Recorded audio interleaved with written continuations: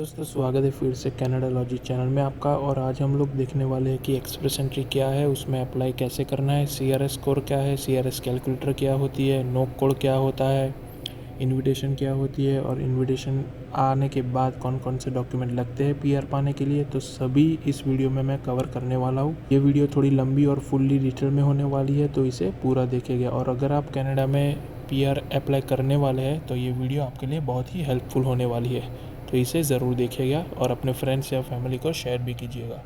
तो चलिए अभी हम देखते हैं कि एक्सप्रेस एंट्री है क्या। तो express entry is an online platform where you can submit your application towards your permanent resident goal in Canada. हम सभी का एक गोल होता है जब हम कनाडा में पहली बार आते हैं कि to get a PR in Canada और परमानेंट रेसिडेंट बनना। तो ये एक तरीका है कि आप परमानेंट रेसिडेंट कैसे बन सकते हैं। तो इसमें मेनली 3 कैटेगरी है। सबसे पहली है CEC यानी कि कैनेडियन एक्सपीरियंस क्लास, दूसरी है FSW यानी कि फेडरल स्किल्ड वर्कर, और तीसरी है FST यानी कि फेडरल स्किल्ड ट्रेडर्स। तो चलिए अभी हम ये तीनों कैटेगरी को ब्रीफली समझ लेते हैं। तो सबसे पहली है Canadian experience class. Canadian experience class category के अंदर जिन लोगों के पास कनाडा का वर्क एक्सपीरियंस है वो लोग इसमें अप्लाई कर सकते हैं। बट इसकी मिनिमम रिक्वायरमेंट है कि आपके पास में कैनेडियन एक्सपीरियंस होना चाहिए 1 ईयर का, लैंग्वेज प्रोफिशिएंसी होनी चाहिए। उसके भी अलग अलग CLB लेवल्स है, वो आगे वीडियो में मैं आपको बताता हूँ। एजुकेशन यानी कि ECA एजुकेशनल क्रेडेंशियल असेसमेंट के लिए कोई भी रिक्वायरमेंट नहीं है इसमें, यानी कि एजुकेशन की कोई रिक्वायरमेंट नहीं है यहाँ पे। दूसरी कैटेगरी है federal skilled worker. Federal skilled worker में जिन लोगों के पास कैनेडियन एक्सपीरियंस नहीं है लेकिन किसी और कंट्री का यानी कि फॉरेन का कोई वर्क एक्सपीरियंस है, फॉर एग्जांपल आपके पास इंडिया का एक्सपीरियंस है और किसी और अदर कंट्री का एक्सपीरियंस है, तो आप इस कैटेगरी में अप्लाई कर सकते हैं। ये कैटेगरी अलग है थोड़ी CEC से। उसकी रिक्वायरमेंट देख लेते हैं। सबसे पहले रिक्वायरमेंट है लैंग्वेज एबिलिटी, दूसरी रिक्वायरमेंट है एजुकेशन, और इसमें प्रूफ ऑफ फंड्स भी आपको शो करना होता है, जबकि CEC में ये एप्लीकेबल नहीं होता है। और इस कैटेगरी में जो वर्क एक्सपीरियंस वो लोग देखने वाले हैं तो वो कंटिन्यूस होना चाहिए, वो भी इसकी एक रिक्वायरमेंट है। तीसरी कैटेगरी है फेडरल स्किल्ड ट्रेडर्स। तो यहाँ पे people based on quality skill trades जो लोग होते हैं कि उनके पास कोई स्किल्स है जो कि कनाडा गवर्नमेंट ने क्वालिफाई किए हैं, अगर आप उन कैटेगरी में आते हो तो आप इसमें अप्लाई कर सकते हैं। तो इसमें भी एक रिक्वायरमेंट है कि लैंग्वेज एबिलिटी, दूसरी रिक्वायरमेंट है इसमें है कि मिनिमम 2 ईयर का एक्सपीरियंस है इसमें, और 1 ईयर फुल टाइम एम्प्लॉयमेंट होना चाहिए यानी कि जॉब ऑफर लेटर होना चाहिए। और अगर आपके पास जॉब ऑफर नहीं है और कोई पर्टिकुलर स्किल ट्रेड का लाइसेंस है तो वो भी आप इसमें एप्लीकेबल हो सकते हैं। तो ये थी mainly 3 category of express entry class. तो चलिए अभी हम देखते हैं कि what are the steps of express entry. तो सबसे पहला स्टेप है check your eligibility whether you are qualified to apply for express entry और नॉट। दूसरा स्टेप आता है CRS score to get the score of express entry. तीसरा step होता है एक्सप्रेस एंट्री पूल की प्रोफाइल क्रिएट करना। चौथा स्टेप है ITA यानी कि इनविटेशन टू अप्लाई।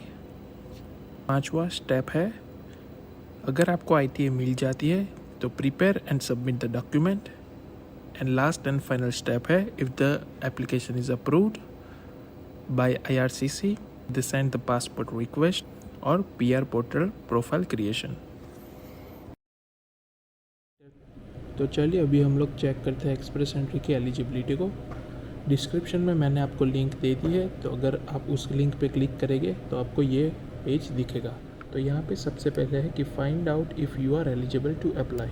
यहाँ पे आप नीचे जाओगे तो यहाँ पे आपको दिखेगा एक button, now click here on check your eligibility.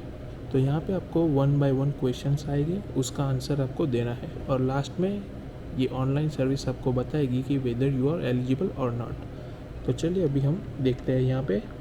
तो चलिए सबसे पहला क्वेश्चन है चूज़ द प्रोविंस और territory you are most interested in. तो यहाँ पे अगर आपको जहाँ पे सेटल होना है वो आप सिलेक्ट कर सकते हैं। तो चलिए मैं सबसे पहले सिलेक्ट करता हूँ Ontario, click on next. Second question is you need to submit language test result for all programs under express entry. तो यहाँ पे जो आपका IELTS और सेल्फ-पिप का एग्ज़ाम का रिज़ल्ट है वो आपको यहाँ पे डालना होगा। तो इसमें हम लोग सिलेक्ट करते हैं IELTS, क्लिक ऑन नेक्स्ट। यहाँ पे आपको टेस्ट की डेट सिलेक्ट करनी है। तो चलिए हम सिलेक्ट कर लेते हैं 22 जून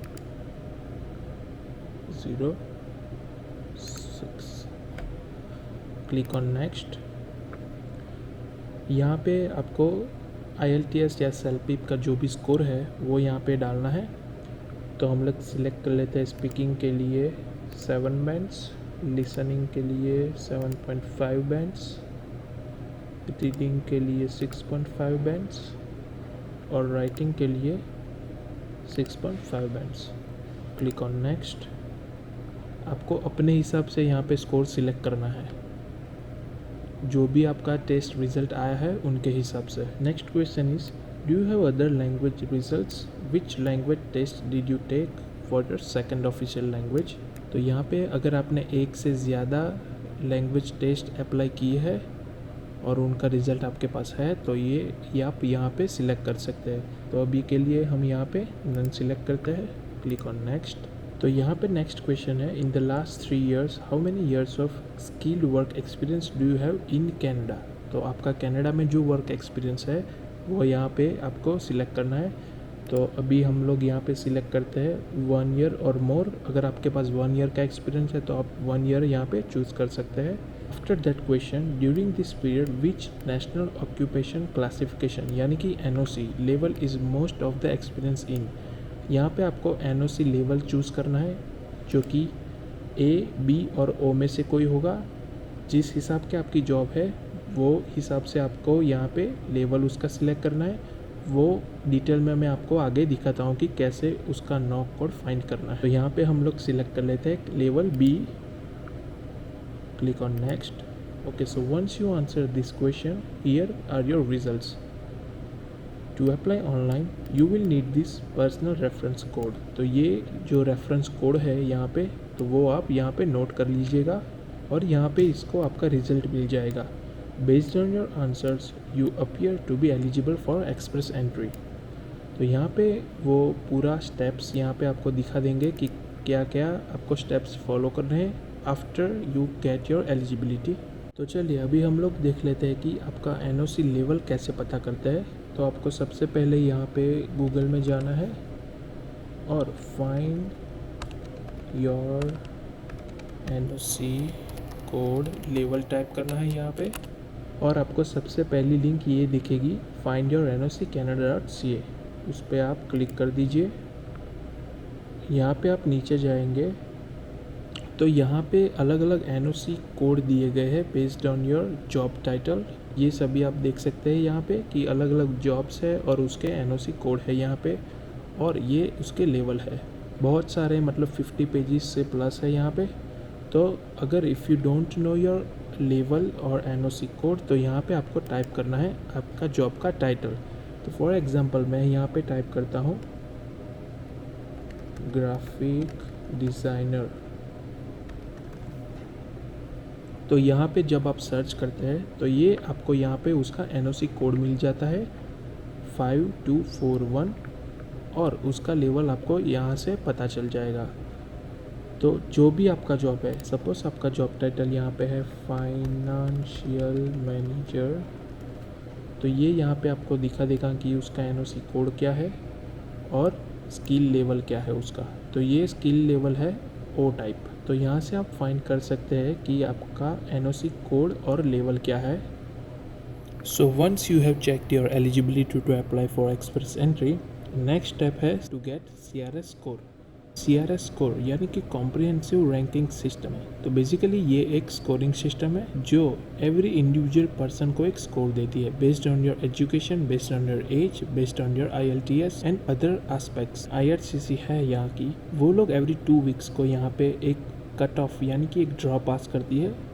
अगर आपका स्कोर उन लोगों के ड्रॉ से ज़्यादा हुआ यानी कि मोर देन दैट, और अगर आपका स्कोर उन लोगों के ड्रॉ से कम है यानी कि नीचे है, तो आपको वेट करनी पड़ेगी नेक्स्ट ड्रॉ की। During that time you can try to increase your draw by increasing your IELTS results, by increasing your education, by increasing your work experience.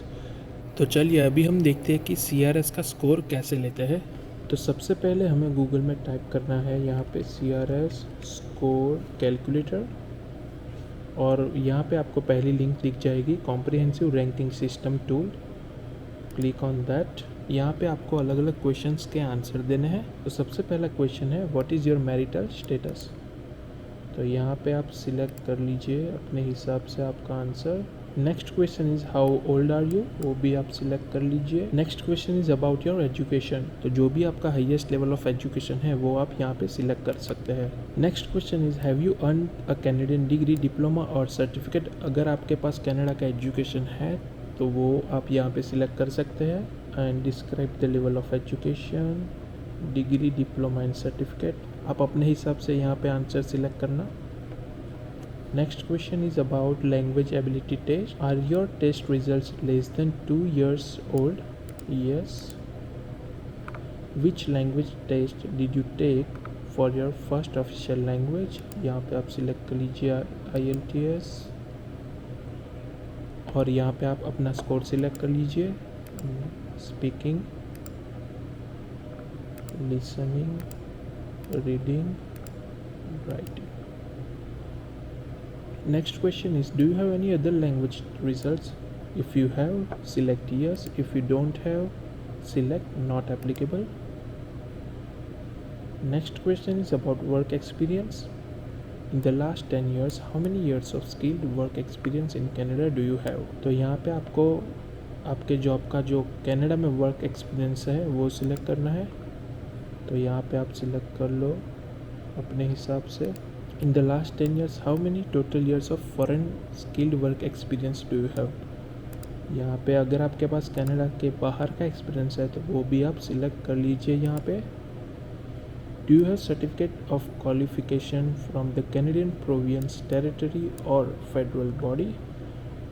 अगर आपके पास कनाडा का प्रोविंस का कोई सर्टिफिकेट है तो ये यहाँ पे आप सिलेक्ट कर सकते हैं। For now it's no. Now next category is for additional points.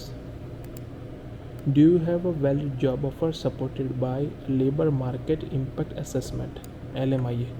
तो यहाँ पे मैं आपको LMIA सिंपल समझा देता हूँ कि LMIA एक लेटर होता है बेसिकली जो आपका एम्प्लॉयर आपको देगा if they want to keep you in Canada for their company. So for now it's no.